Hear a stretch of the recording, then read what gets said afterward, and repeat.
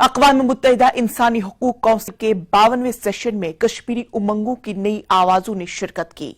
ये वो लोग हैं कि कश्मीर के बारे में आलमी तासुर को तब्दील करना चाहते हैं। शुरका में साबिक कानून साज और एक्टिविस्ट शुएब लोन के अलावा तस्लीमा अख्तर, जो दहशतगर्दी के मुतासरीन की रिहेबिलिटेशन के लिए काम करती है। इसके साथ साथ दहशतगर्दी के हमले में जिंदा बच जाने वाली बुशरा महजबीन भी शामिल थी। बुशरा और उनकी बहन पर दहशतगर्दों ने हमला किया था, जहां बुशरा की बहन को अपनी जान से हाथ धोना पड़ा और बुशरा ने अपना हाथ खो दिया। एक्टिविस्ट तस्लीमा अख्तर ने पीओके में इंसानी हुकूक की खिलाफ वर्जियों के बारे में अक़वाम मुत्तहिदा के इरादे को बताते हुए कहा कि यह तशवीश का मामला और मुकम्मल इंसानी बहरान है। शुएब लोन ने UNHRC को बताया कि इस बॉर्डर मिलिटेंसी से मुतासिर होने वाले लोग अपने तजुर्बात को शेयर करने के लिए बाहर आए हैं, लेकिन खित्ते को हाइबर जंग के मसाइल का सामना है। दहशतगर्दी के हमले में जिंदा बच जाने वाली बुशरा ने अक़वाम मुत्तहिदा की इंसानी हुकूक काउंसिल में अपनी कहानी शेयर की। उन्होंने बताया कि किस तरह पाकिस्तान से सरहद पार दहशतगर्दी ने उनकी जिंदगी को मुतासिर किया। Urgent and dire, we have to come together today to address one of the most pressing issues in South Asia: the grave and ongoing human rights violations in Pakistan, Kashmir, and Balochistan. These atrocities are not just a matter of concern, they are a full-blown humanitarian crisis that requires our immediate attention and intervention. Needless to say, terrorism in Pakistan is not a new phenomenon. The country has long been plagued by extremist groups that have carried out numerous attacks on civilians, security forces, and infrastructure. The Pakistani government's failure to effectively address this issue has only fueled the problem, leaving innocent individuals to suffer.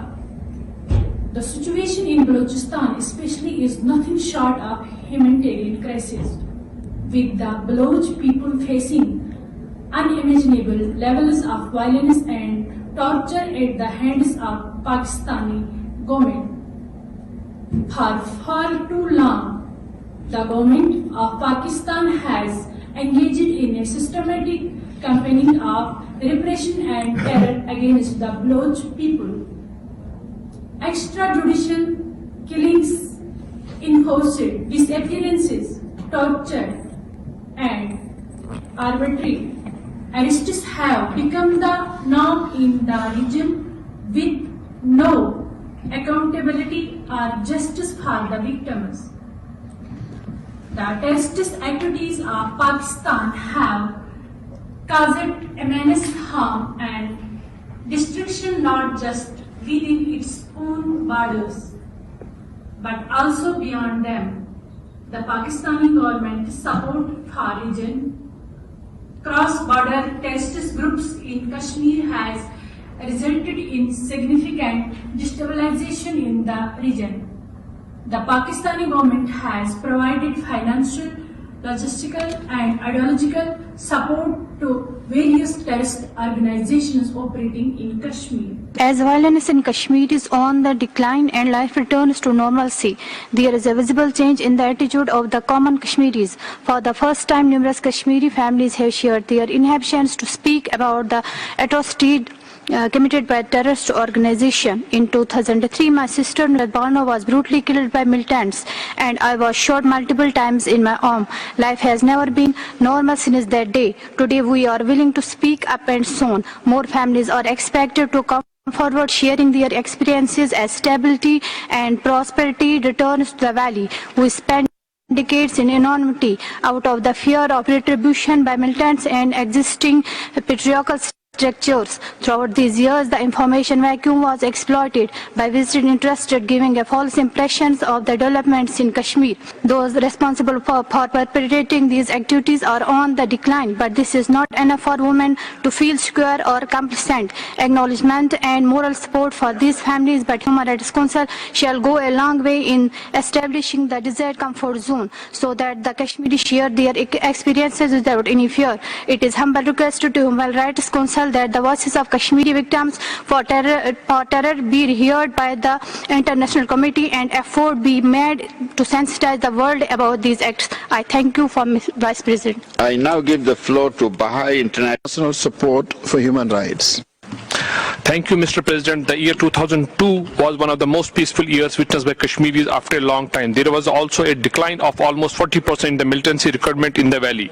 These developments only attest to the gradual achievement of peace after new administrative amendments were adopted in 2019. Finally, the families of those affected by cross-border militancy have come out to share their experiences. Having achieved stability on the security front, the Kashmir faces new challenges from the new hybrid war, requiring immediate attention from the International Committee. The first pattern to the online radicalization of youth in Kashmir, events in Afghanistan and the geopolitical development in the Middle East are being used as a pretext for drawing the Kashmiri youth into international conspiracy theories. These efforts are being undertaken to bolster recruitment that have reached all-time low. The propaganda is mainly spread through a multitude of social media applications which are difficult to trace. The second recent development concerns a report of state-sponsored efforts in destabilizing Kashmir that have taken a more dangerous international dimension, wherein attempts are being made to radicalize youth in Britain in the name of the Kashmir. A UK government report on radicalizing have highlighted the role of sponsored clerks in fanning extremism sentiments and linking Kashmir with other regional faults, lying in their outreach effort to the South Asian diaspora in Britain. Such methods are a result of an inability to influence the Kashmiris directly. This should be brought to the Council attention to familiarize the honourable member with at least efforts